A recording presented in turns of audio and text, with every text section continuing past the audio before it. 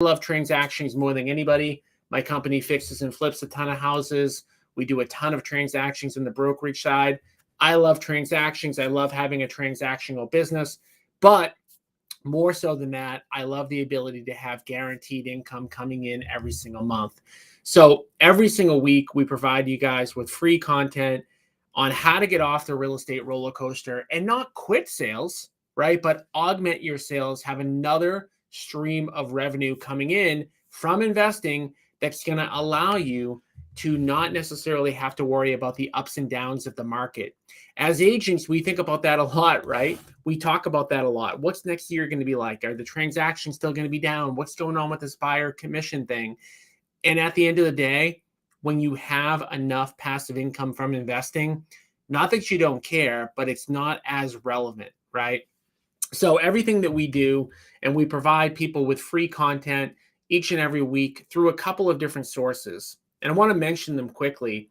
Number one, by the Agent Investor podcast. Some of you are listening to this now through a podcast. Some of you are on the live stream.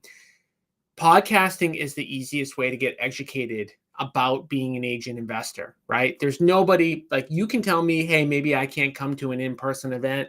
You can tell me that I can't take a day off from work. You can tell me that you don't have time to do this or do that. And some of those comments may be valid. But what you can't do, you can't tell me that you don't have an hour a week to listen to a podcast. You can't tell me that you're not in your car for an hour a week, or that you're not cleaning your house, or that you're not at the gym, or that you're not out on a walk, or that you're not doing something where, doing your dishes where you can put the podcast in, right? www.agentinvestorpodcast.com. And don't just listen to one episode. Go back in time. Continue to listen to all of them as you can, right? Most people can listen to 2 or 3 podcasts per week. It's the easiest way to get educated. And I said this, I was on a coaching call the other day with a couple of agents that are in the inner circle. And I said, one of the best things that you can do right now is to build your education base by listening to a ton of podcast episodes, right? So just listen to as many as you can, put it on in your car, putting it on when you're walking around, and the second thing is make sure you're in our Facebook group. You can do that by going to www.agentinvestor.com. I put a lot of posts. I put a lot of great material. I put resources. I put calculators. I put things that agent investors need in the Facebook group. Joining the Facebook group is completely free. There is no reason, if you're listening to this right now, that you shouldn't be in that Facebook group. You can do that by going to www.agentinvestor.com. And lastly, once a month, we host in-person events throughout New England. We have started a new thing where we're doing 2 locations per month. I am recording this in November 2023. In November 2023, we're going to be in Boston and Springfield, Mass, which is really close to Connecticut. We are going to rotate those events on a monthly basis. If you ever want to see, you could be listening to this, in December, January, whatever month, later on. If you ever want to see what events we have coming up, just go to www.agentinvestorevent.com, and it will take you to a one-page jot form that will list the locations, how to register, and what the topic is for that month. Okay. So those are the 3 free resources. We've also got the Agent Investor Inner Circle coaching program for people that want more individual help. If you're thinking that, hey, I've listened to a bunch of podcasts, or I've listened to some of your live streams, or maybe I've followed you on Facebook and I want more information, I want more individualized, personalized help. My last thing I want to mention really quickly before we jump into the topic for today is just to make sure that you book a call with me at www.agentinvestorinnercircle.com. When you book the call with me, we're going to talk about your investing goals. We're going to talk about where you want to be 3, 5, 10 years into the future. On the call, we're going to create a plan of what you need to do. And then I'm going to talk to you a little bit about what the benefits are of joining the inner circle, how to get in, and if it's a fit, it's a fit. And if it's not, I want to continue to at least educate you completely for free. Because now, like I said in the beginning, now more than ever, agents need to invest because of all of the uncertainty with what is going on with commission income right now. With that being said, I want to jump into today's episode. Today's episode is about the last 10 case studies of the partner deals that we've done with agents. So we rolled out this partner program maybe 6 months ago, 8 months ago, and we have been averaging 2 to 3 agent investor partner deals per month, where an agent goes out, they find a great flip opportunity, a great quick turn flip opportunity. They bring it to us. We go on the appointment with them. We put up all the money. We do all the construction, and then we split the profits with agents 50-50. Now, while we just rolled out this program 6 to 8 months ago, we did this a little bit for agents at our brokerage here and there. And we've had deals where we've split profits of over $200,000 with people that are in our inner circle, with people that we work with. Now, I've already done a podcast, and I've also live streamed, and I've posted a bunch, and I've emailed a bunch about how the partner program works. I want to spend just 2 minutes covering the high level of that, just in case there's somebody who's on here who isn't familiar with the partner program and who needs to hear this. And then I'm going to jump in to the last 10 transactions that we've done with agent partners. I'm going to talk specifically where the properties are located, what the numbers look like, how the agent found the deal, how the agent found us. Because what I want to do in this episode is I want people to understand that there's a variety of different ways to find deals, a variety of different types of deals that we do. And more than anything else, I want you guys to all keep your eyes and ears open for these kind of deals, because I think you're going to be surprised in some of these cases how these agents found these deals. I'm sure most of you have heard the psychological thing in your brain that changes when you get a new car. And my wife had a white Honda Odyssey minivan. We have 4 kids. And I bought her a new minivan a couple years ago. I got her a Nissan. Now I'm going to screw up the brand, but I got her a Nissan. And so I took the Honda Odyssey because, again, we got 4 kids. We need the space. So I took this white Honda Odyssey, this kind of like car that I've never seen on the road before. All of a sudden, now every single day I see a Honda Odyssey. And not only do I see Honda Odysseys, a lot of times I see white Honda Odysseys. This is the same type of thing when we're talking about the partner deals, how agents find these partner deals. In many, many cases, it's not about going out and doing things that you're not normally doing. It's about just keeping your eyes and ears open. And you're going to see that with these 10 case studies that I talk about. But again, before I talk about the case studies, I want to talk just very high level about how the partner, program works. So the partner program is really simple. It's a way for agents to fix and flip homes anywhere in the United States, even if they don't have the money and even if they don't have any construction expertise. One of the reasons that this program was created is because that was exactly me going back to 2008 when I did my first investing deal. I knew how to find deals. I just didn't have any money and I didn't have any construction expertise. So my 2 partners, who I'm still partners with today, put up the money, managed the construction, and that formed the basis of our partnership that's still going strong, whatever it is, 15 years later. So with that being said, agents come across great investing opportunities all the time. We're going to talk about how agents find investing opportunities in a second. But agents come across these deals all the time. And in many cases, they don't do the deals either because they don't have the money, they don't have the construction expertise, a combination of the both, or maybe they're just nervous to doing a deal, right? So there's a lot of reasons why agents don't flip as many houses as they maybe could or should. But we've completely removed all of those barriers by, having this partner program. So some people have said to me, this sounds too good to be true. And maybe it kind of does sound that way because it is a really good offering. But all an agent needs to do is bring us an off-market deal. We'll go out there, we'll make an offer on the property. And if we come to a deal, we will put up the money, do the construction, and split the profits 50-50. Now, while that all may sound really, really good, and it is really, really good, as we kind of all know, if most of us think about like how many off-market deals we come across on a monthly basis, it's not like we have 50 to 100 of these coming across our plate. So most of the agents that we've worked with in the 6 months, we've done either just one deal with them or a couple deals with them. We have a couple agents that do a lot of marketing, so maybe we do more deals with those type of agents. But while the offering is really good, this is not something that you necessarily are going to do 50 deals a year with us. Most agents will do between 1 to 5 deals per year, depending on how active you want to get. But really, again, all that the agent needs to do is keep their eyes and their ears open, and they come across these opportunities. The average profit on these deals so far is about $80,000, which means that on average, if you give us a deal, we put up the money, we do the construction, on average, you're going to get a check for $40,000 when the deal is done.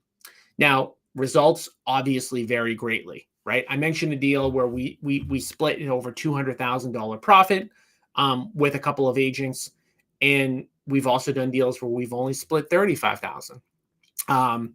So there's a lot of variables to the profit that gets made on these partner deals.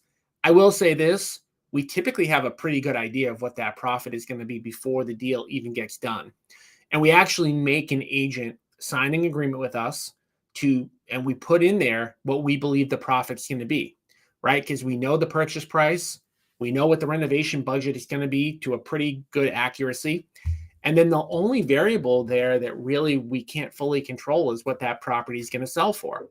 But the great thing about that document, and the great thing about agents being in contract with us with that document, is that we know kind of like in the end, if the property sells for a lot more than what we projected, which happens from time to time, great. Both of us make more money. And if it sells for a little bit less, well, none of us are really truthfully, that surprised at the profit being a little bit less. But I would say the vast majority of the profits end up ranging from $50,000 to $100,000. Not too many outliers above or below. Of course, I highlight one where we split $200,000.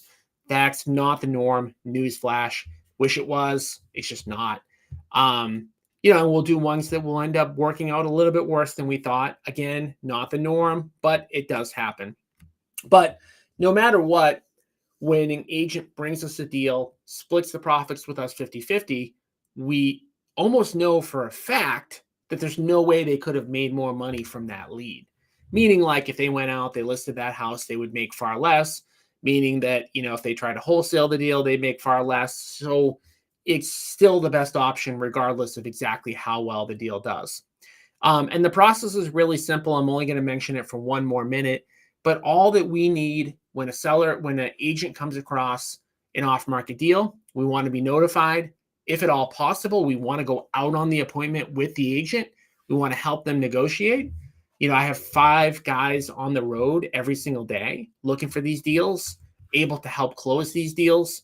And we hope to do as many deals like that as possible. We go out on the appointment with people, and then we try to get them closed. Once they get closed, we enter into a contract with the agent, basically on how the partnership works, the 50-50 split, all of the details.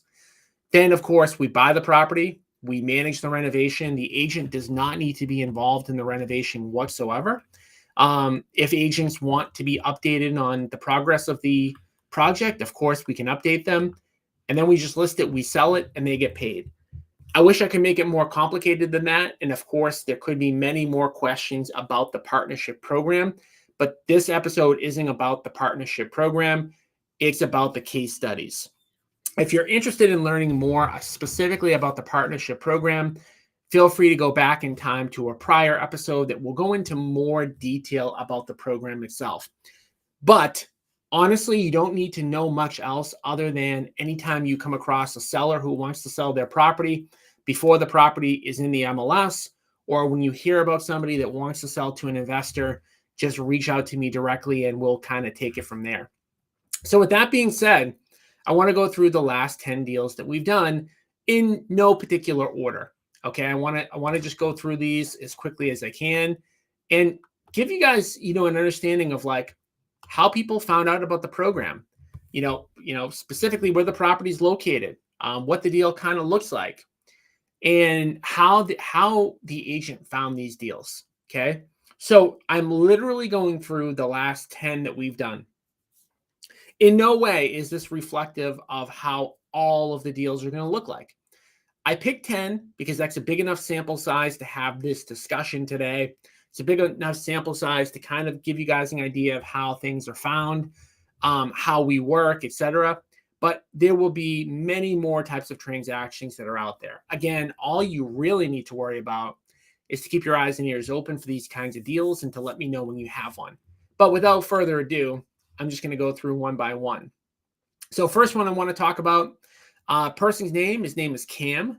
Some of you who are in my market probably know the guy. I'm not going to give anyone's last name just to kind of keep some sort of like, privacy there. But, and I do also want to mention that all of these deals are located in either Massachusetts or New Hampshire.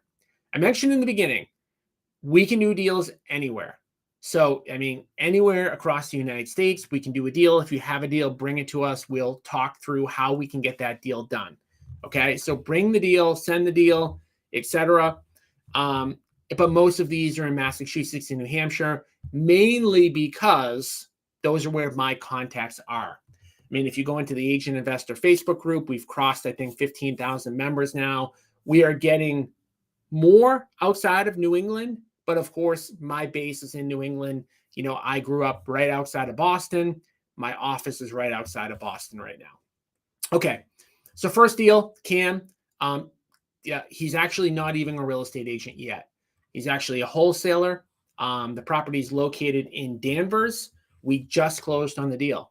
So Cam met us through our events. So he's been coming to our events now, I'm going to guess for probably a little bit over a year, somewhere kind of in that vicinity, over a year.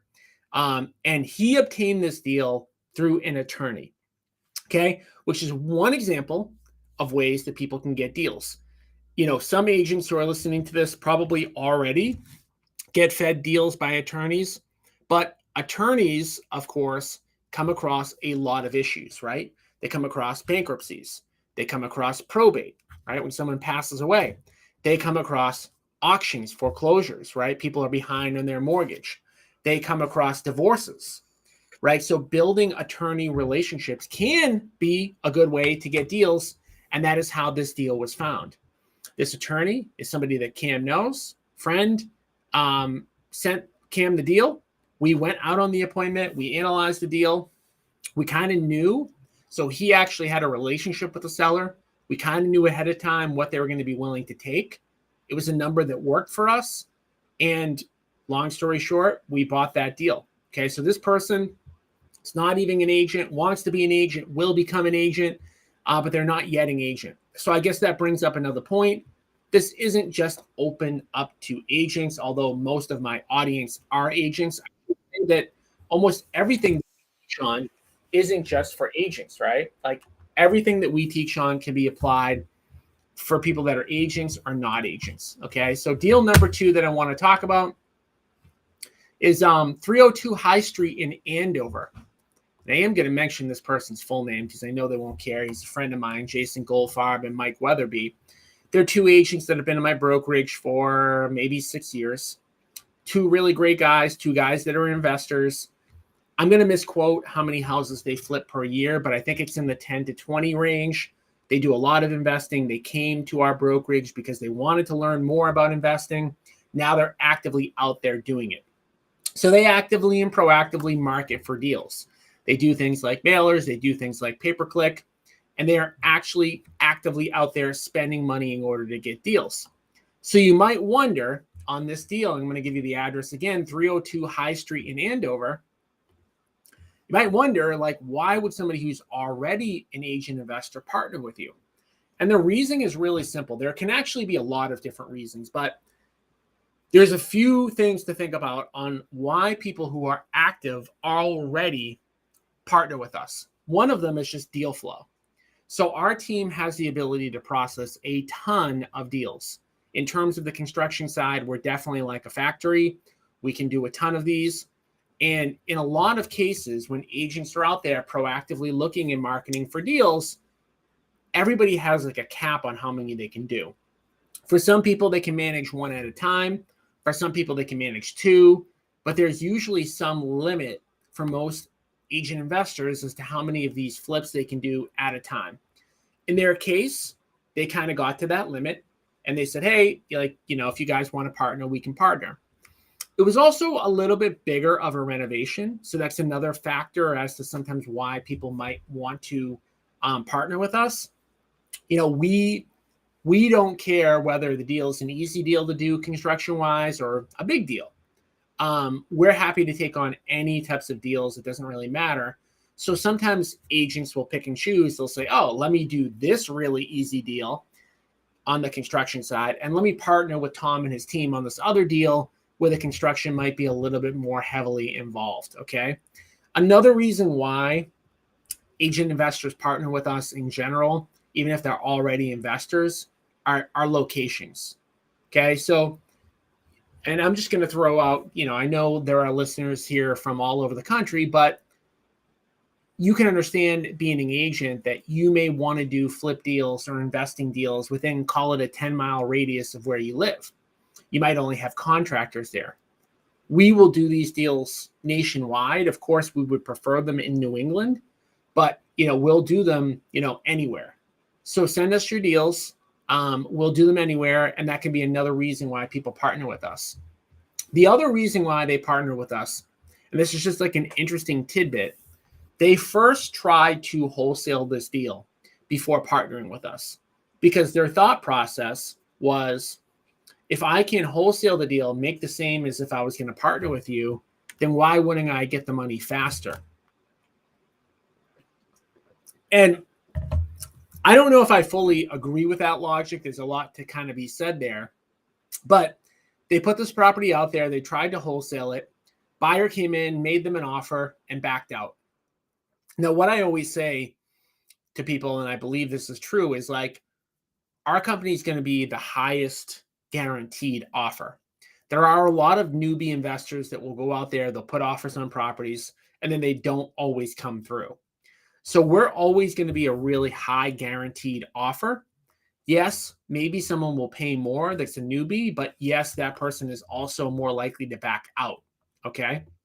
All right. So that's deal number 2. And again, they found that deal through marketing. Deal number 3. I will not mention this person's name at all. Reason being is that they want privacy. They've actually mentioned this to me a couple of times. And I should say that too. We are, of course, a brokerage. We run a brokerage. We have 400 agents. We're fairly well known in New England. And there are people who work for other brokerages that may not want their broker owner to know that they're working with us. We respect that. I have no issue with that. I have no issue keeping anything private if somebody wants me to. Of course, would I love to scream from the rooftops every single time we do a deal with somebody? Yes. But of course, I fully respect somebody not wanting their information to be out there. So all I'm going to say about this deal is this property was a single family on the North Shore that this agent got through their sphere of influence. It was a traditional listing appointment that they were going on. And in fact, they actually intended to list this property until they found out that there was a septic fail. So when a septic fails, you can't get traditional financing. And typically in our market, that means an investor needs to buy it. Interestingly enough, this agent brought us in to make an offer, I believe in December. The seller rejected our offer, searched around for a while to find a better, higher offer, and 4 months later came back and ended up selling the property to us. I mentioned a couple minutes ago that we're always going to be the highest guaranteed offer. And in a lot of cases, you may have a client who says, no, I'm not taking that cash offer. And if they do sell to an investor, they're likely going to sell to us because they're likely not going to be able to go out there and find a better offer. So this deal was a pretty good deal in a nice town north of Boston.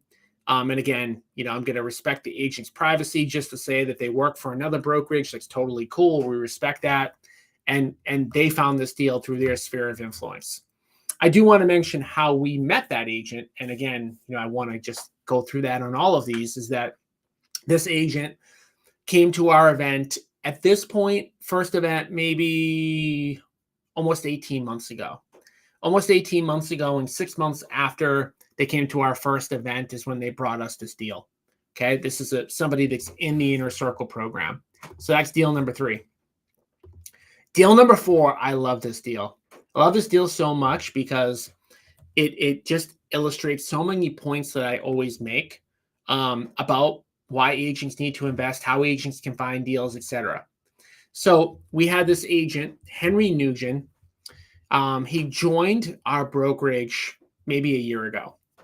And a few months after, he said to me, hey, I'm going to find you an investment deal. I said, cool. Let me know when you have something. And so Henry joined our brokerage shortly after coming to an event of ours. It reached out to me. He goes, oh, I was at a continuing education event. And I talked to another agent who has what I think might be a good deal. Do you guys want to go out and take a look? Long story short, we went out, the next day or the day after, worked with that other agent. Okay, so this is an important point. Everyone who's on this call, you've co-broked with so many other agents. You know so many other agents. An off-market deal can be as simple as an agent that that has a property for sale that we can go and we can go out and take a look at. So if you think about this, I want to call it like a win-win-win-win. And this was, by the way, 15 Merriam Ave in Quincy. 15 Merriam, and I'm only saying the address and the name of the person because I know they're not going to mind. So 15 Merriam in Quincy, it was a win-win-win-win. Okay. Seller wanted a guaranteed cash sale. We checked that box. Agent who signed that listing agreement wanted to get the seller a guaranteed cash offer.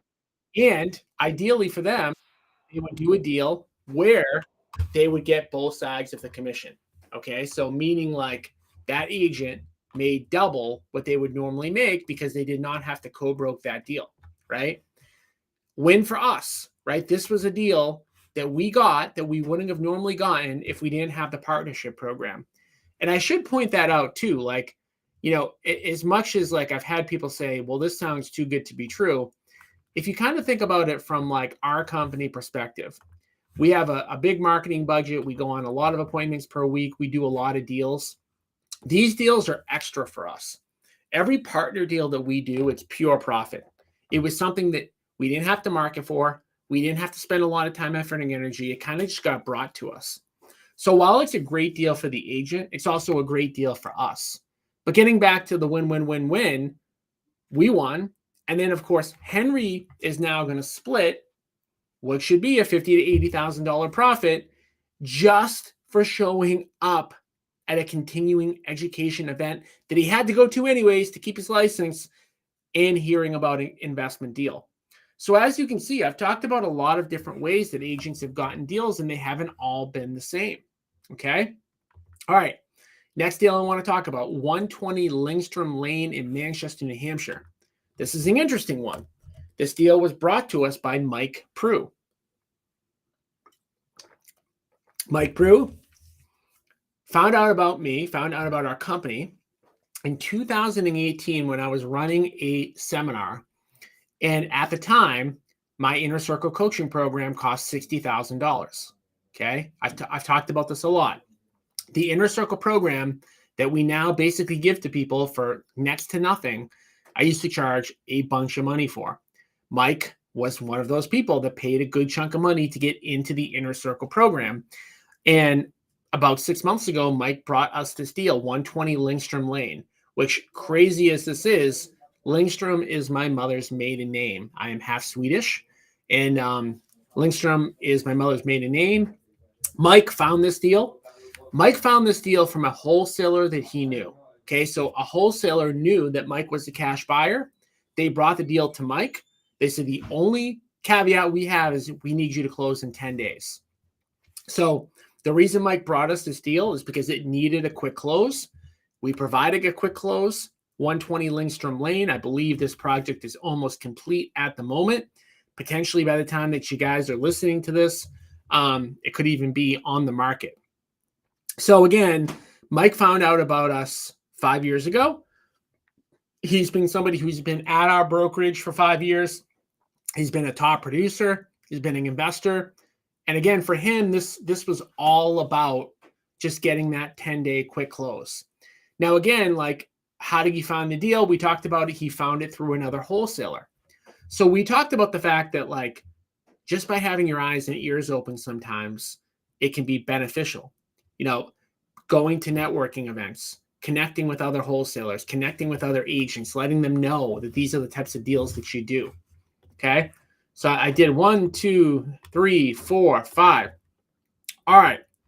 Next deal up, Hampton, New Hampshire. Guy by the name of Miles brought us this deal. And Miles has been an agent with our company now for, I think, 4 years. Works a full-time job. Doesn't do a lot of real estate. Is passively involved as an agent, part-time agent, not focused on investing whatsoever. He just knew from being a part of our team, and this is where, you know, I talk about this all the time. You're the average of the 5 people you spend the most amount of time with. He doesn't do a lot of investing. He doesn't do a lot of transactions because he has a full-time job, but yet he made a bunch of money just by learning about what we do and being in the right place at the right time. Now, for him, this was his brother inherited. Did his brother inherit a house? His brothers, I think they did. I think his brother's father-in-law passed away, something like that, and they wanted a cash sale, right? They wanted a cash sale. He knew that we did that. We came out, we made an offer, and it worked out, you know, perfectly. So again, this was an example of, like, somebody that was really close to him. Deal came across his plate. He remembered us, you know, because, you know, he works for our company. I can guarantee if he didn't work for our company, he wouldn't have thought about us, which is why I built my brokerage to begin with, right? I wanted to make sure that 400 people, 400 agents would never forget about me, right? So one of the reasons we've grown our brokerage, and I've pushed growing our brokerage. Okay. All right. So we're on to deal number 7. 68 Concord Road in Westford, brought to us by an agent by the name of Jamie. Jamie brought us this deal. Another interesting one. Okay. This is an interesting deal. So Jamie had somebody in his sphere of influence that was selling this property in Westford. He went out, made a listing presentation. Another agent went in right after him, made a listing presentation. The seller actually went with the other agent. The other agent is a very prominent agent, like does a ton of business in that area, and they chose them. Ironically enough, he knows that agent, and that agent found out that, you know, that deal, the single family failed a septic inspection, needed a bunch of work. And long story short, that deal got back to Jamie. That prominent agent said, hey, does anybody know any investors who might want this deal? Okay, so Jamie brought that deal to us. We ended up buying that property. So it's an interesting thing because this actually happens more than you would think. You know, a deal gets brought to an investor. At the end of the day, a lot of times the seller ends up working with who they have the best relationship with, right? So they ended up working with an agent that wasn't Jamie. They felt like that was the right relationship for them. But at the end of the day, the deal ended up coming full circle back to us anyways. So again, another win-win-win-win. You know, that agent that took the listing got paid. We bought the house, the seller got what they wanted, and Jamie got a deal. Okay, Jamie's another agent, recently joined our brokerage, but had been coming to our events for legitimately years. I'm sure if I looked his name up in my database, I would probably see his name going back to probably 2016, 2017, you know, pretty far, you know, back in time, right? So again, another like interesting way that somebody ended up getting a deal. Okay. All right. Next one I want to talk about, I think we're on to number 7. Let me see. 1, 2. I want to make sure I do 10, 3, 4, 5, 6, 7, 8. Okay. No, we're on to number 9. All right. 17 West Main Street in Avon, brought to us by Mikkel Blanchard, agent at our company. Again, feel comfortable saying his name because he's in-house. He joined our brokerage, wanted to do more investing, is a successful, active, full-time agent, and came across this deal in Avon. Two-family property, nice property. We went out, we made an offer. We went on the appointment with him. Long story short, we found out that the seller actually owed more money than what we could pay. So we ended up listing the house. This house needed a ton of work. Mikkel ended up listing the house. I should say that if an agent refers us a deal and it becomes a listing, of course, it's that agent's listing. I should just, mention that. We only work together. We only split profits if it becomes a flip deal. But we ended up listing this property and buyers backed out. I can't remember if one set of buyers backed out or two sets of buyers backed out, but they backed out because the property just needed a ton of work. So within the listing process, we got a better feel for what we believed that the property could sell for. And we actually felt like that we made a mistake on the ARV of what the property resale would be. Long story short, we ended up buying the property for what the seller owed. So we ended up offering more than what we originally thought. And that happens sometimes. Sometimes we miscalculate what we think the property is going to sell for. Again, this is somebody who started coming to our events. They joined our brokerage. They came across a deal through their sphere. And now we're going to split the profits 50-50. And the last one, another really good one, posted about this the other day. John Henry Davis, another agent that joined our brokerage. So actually, before I even say that, you're noticing a pattern here. We will do deals with agents at any brokerage. We don't discriminate. But what you might be noticing now is that 2/3 of the deals we do are with agents that are at our brokerage. I mentioned why I think that happens, but it bears repeating. You are the average of the 5 people that you're spending the most amount of time with. If you're at our brokerage, you're going to hear me talk about investing a lot. What is that going to do? It's going to activate. We talked about earlier in this podcast about how I now see white Honda Odyssey minivans, right? The reason I see it is because I see mine every day and then I recognize them. It's the same thing. You don't have to join our brokerage to partner with us. We help plenty of people that are not at our brokerage.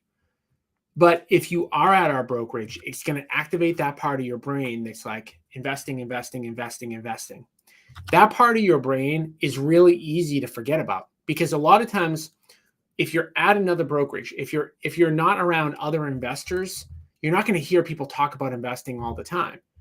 And it's really easy to get wrapped up as an agent, working with your buyers, working with your sellers, and having investing kind of fall by the wayside.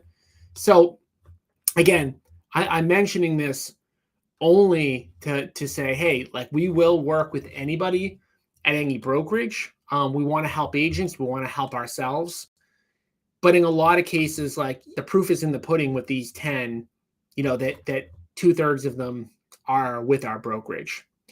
So the last one, interestingly enough, and a lot of these are happening quickly after somebody joins our brokerage. But I did a Facebook post about this the other day. By the way, if you aren't following me on my personal account, Tommy Caffarella, Tommy, and then Caffarella, you might want to do so because that's where I post the most. If you don't want to see me posting every day, probably don't follow me because I do post every single day. I try to keep my podcasts and my events and my Facebook group less frequent only because I know that sometimes it can get obnoxious if I'm posting all the time. But if you really like what I have to say, then you might want to follow me on Facebook. That's where I do all of my posting. But yeah, so last deal, Ruskin Dale in Hyde Park, Massachusetts, was brought to us by John Henry Davis, somebody that joined our brokerage only a month ago. A month after they joined, they brought us this deal. We went out on the appointment. another interesting kind of tidbit. So this was somebody that he knew from growing up, somebody close to his inner circle, and somebody in his sphere of influence. And we had competition on this one. And I should say, in a lot of cases, we do have competition, even when we get an agent referral. But where it mattered in this one is that we were able to match the highest offer. Why were we able to match the highest offer?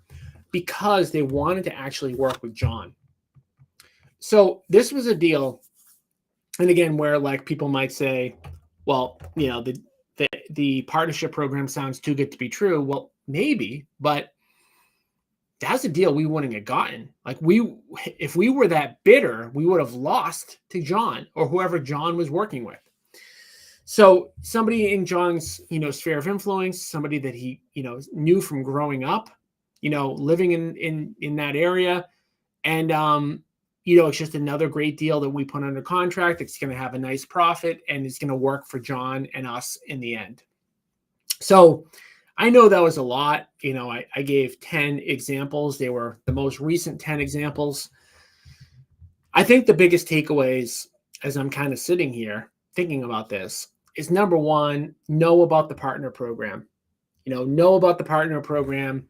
Ideally, get as close to us as possible, whether that means joining the inner circle. You can learn more about the inner circle by scheduling a call with me at www.agentinvestorinnercircle.com.